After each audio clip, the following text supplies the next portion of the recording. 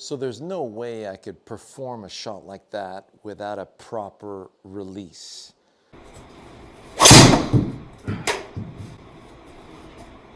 So this is going to be something that's going to help a tremendous amount of you. I mean, we're talking 30 yards, easy distance here.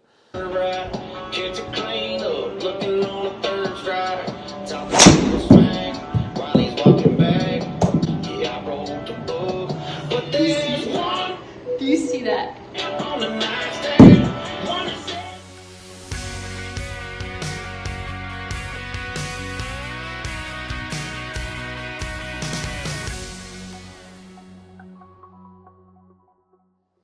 There's so many different ways that you can release the golf club. If I had a sword in my hands and I was slashing through a bamboo shoot, well, you'd notice when you tried this, you would get a brilliant release. If I do it towards you, notice there's this beautiful slash. And we're going to get back to that in a second. You'll see the drill that I'm going to show you guys tonight is an infallible one. So if you take this slash and you're cutting through a bamboo shoot, notice how my elbow leads the hand leads the sword, and the sword leads the tip of the sword. So once the sword has gone through, there's an actual place where the tip of the sword is going to catch up to my hand. So you can see that when that occurs, the hand turns over. You do this for tennis. See how the hand turns over? I'm going to cut through a bamboo shoot above my head. There's a release. You'll see this in baseball. If I'm hitting a baseball towards you, there's a release. If I stay here, that's a hold off. I'm holding off my hit. Whereas there's that full release. So if I take a piece of rope, I just cut this off one of my gym ropes, and I use this as a lasso. So imagine I'm releasing my lasso towards my target. Can you see what's happening to the hand? It's impossible that I hold it open and get a proper release.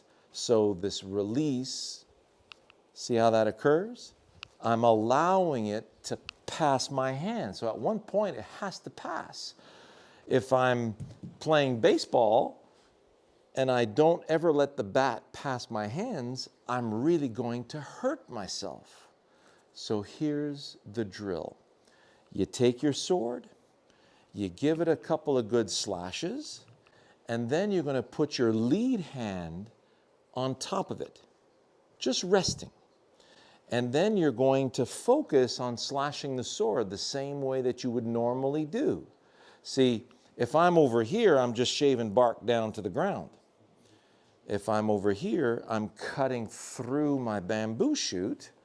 Then I rest my hand above it. So notice how my palm is toward the ground, the other palm is toward the sky. Release. Look what just happened. See how my lead arm is folding down and allowing the hand to yield under the trail hand. There. Can you see how that works? So I'm releasing it under. So now when you look at the golf swing, I'm coming through, my hands come through first, then the club comes down, catches the ball, so we'll see it from over here. Collecting from here, releasing over there. So notice how the elbow kicks down. So when you're trying to lift the ball, that's where you guys get that chicken wing from. So if I'm going to lift the ball or I'm focused on hitting the ball, everything stops here. And because it stops in front of me here, then everything collapses because this has got no place to go. And when that doesn't have anywhere to go, that will collapse. But if I'm anticipating this release, so if I take the club and I release it and I'm slashing through, right? Like Matt Wolf. I'm expecting a throughward release. If I release at the tree, ow, ow, release. See how everything opens up. So if I'm looking for the feel of that release in the direction of my target, then we're all set. So for many of you, it's very hard for you to allow it to release towards the target because you're so preoccupied with the ball. You're going, well, what about the ball? How am I going to hit the ball? So you're focused on not missing the ball. And that's where you're going to see some really important videos of mine. One is called Predict Solid Contact and Direction, Shawn Clement. You can see that right there on YouTube. And on our premium channels, Predict Contact and the Goldilocks series. If I were to do a practice swing above the ball, go get my release, so you can see that release on this side. If I did the slashing of the sword, release. Can you see how my lead hand is releasing out of the way? Whereas chicken wing would look like this. See how my club face is still pointed toward the sky and it hasn't turned over? See when I let my lead arm or my lead elbow fold down, the club releases. So I'm collecting from here, releasing out there. If I do it from above the ball right there, it feels like I'm going to miss the ball. Well, I'm going to go feel that release. Yes, it felt like a nice release in that direction. Now I'm going to lower myself midway through the ball. If I make the same release, it feels like I'm going to top it. Okay, let's see what happens. Yes, I felt the same release, and we have a perfectly top shot. So then we go down. Get lower. Now it feels like I'm going to graze grass if I release it out there. Okay, what's it feel like when I allow it to release again? Oh, yeah. Release. So now I release it out there, and I'm catching it just a little bit thin. And it's just a hair short of the green. So then, if I want to hit it solid, if I release, I miss. If I release, I top. If I release, I thin. If I release, I hit it solid. It feels like I got the sole of the club through the turf and I got a divot right there. What's it feel like when I allow the weight of the club to release me? Oh, yeah. That felt pretty solid. That looks not bad. There we go. So that made it all the way out there. Let's just do one more. So I'm feeling the weight of my sword, letting the weight of my sword release me in that direction. So you see how free that is? And now doing the same thing here. If I feel that release, I feel like I'm going to hit it solid. So I gather the sword, let it release. And that should be pretty good. There you go. Lovely little release, left side of the green. You can see how it's very much a hole that that requires a nice draw coming in there, right? It's got a nice opening at the front of the green, and the green really accepts draws from that side. So, get slashing, release. Get lassoing, release. Release, release, release, release. See how everything releases brilliantly? Then drop the hand on. Release. So many of you, that hand's going to be flying off. That means nothing is being coordinated. You don't understand what that feel is yet. So you get that feel in there. There, following. And then you want to mimic that feel.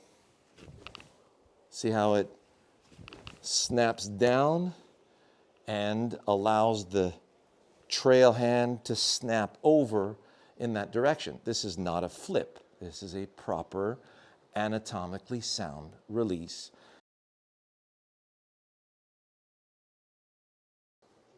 Now, two individuals that have really come a long way into understanding how this works.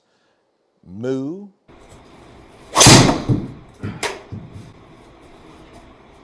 and Savannah. Kids are clean up, looking on the third strike. Talking to the smack while he's walking back. Yeah, I wrote the book, but there's one. Do you see that? On the nightstand. One is So Savannah now, I mean, imagine last year, before this time, she was, just an aspiring tour player. And then she went to one of the long drive competitions with Munashe at the Hope Sound event. And Moo got lit up because he did really well. He almost broke into the top 16. And this is only after 4 years of playing. So after Moo's first year in the long drive, in the world long drive, he's now top 50 in the world. And Savannah is number 7. Can you believe it? So we said, hey, listen, if you're going to be following Moo along these competitions, you need to compete because you're long enough to actually compete. And she didn't believe it. So at the time last year, she was swinging at about 103 miles an hour, 105 tops.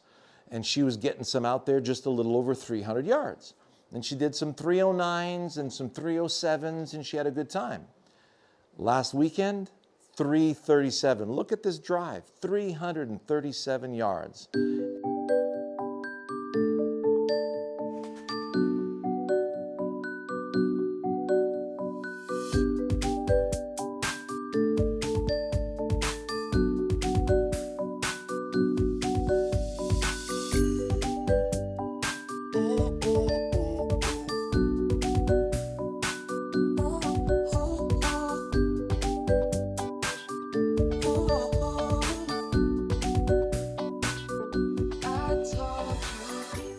Sav is really creeping up there. We're going, we're talking 310 last year, and now we're 340 this year. That's significant. So Munashe now has his own website, and he is ready and willing to coach you. You'll see his website in the description in this video, so you really don't want to miss his stuff. And both he and Sav are on their way to Hope Sound, and they're going to be doing a one-day clinic at one of our students, students of the game, Wisdom in Golf, who now owns Clement National in Orlando. He's got the best view in Orlando. This top tracer driving range that they're going to be at is just phenomenal. So if you want some information on that particular day, there's only room for 8 of you, and you want to improve on this release because they know this release intimately, and they've learned and developed a way to turbocharge it. I mean, there's way more. This is just the beginning. So what I can tell you, if you're releasing at the ball, this is going to allow you to release through the ball and gain an extra easy, we're talking low-hanging fruit, 20 to 30 more yards, okay? And many of you are going to be writing here and saying, yep, that's what happened to me. So once we get that release pattern going, then we turbocharge it with the legs, and then amazing things can happen. Both Sav and Moo have blown away my expectations. Moo is now in excess of 150 miles an hour club speed and is over 210 in ball speed, and he's ready to compete. So looking forward to seeing him do his thing. He and Sav, stay tuned. We'll talk to you soon.